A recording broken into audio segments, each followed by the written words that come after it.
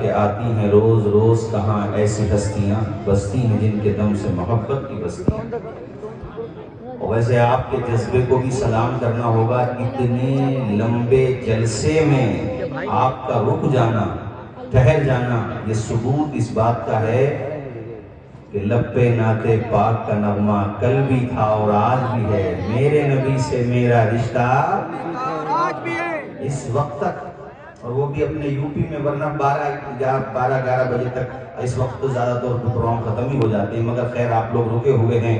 بس یہ چند باتیں اور اس کے بعد پھر انشاءاللہ دستار بندی کا بہترین منظر آپ ملاحظہ کریں گے. میں کہنا چاہ رہا تھا کہ انسان اگر محنت کرے، کوشش کرے تو وہ کیا نہیں کر سکتا. بس اس کے دل میں لگن ہونا چاہیے، جہد مسلسل ہونا چاہیے.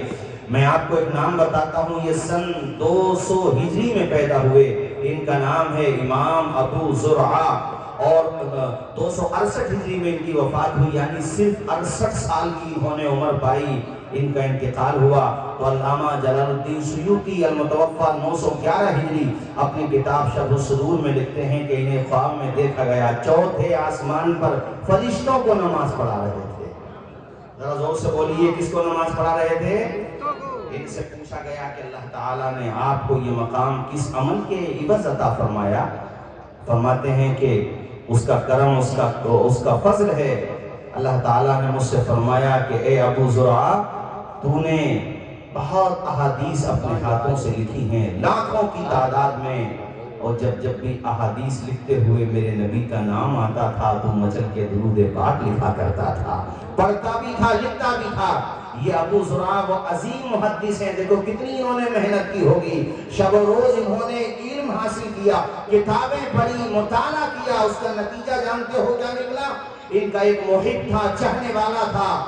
ان کے حوالے سے بات کرتے کرتے سامنے والے سے کہہ بیٹھا کہ میرے شیخ کو، میرے ممدوح کو، میرے ابو زرعہ کو 1,00,000 احادیث زبانی یاد ہیں.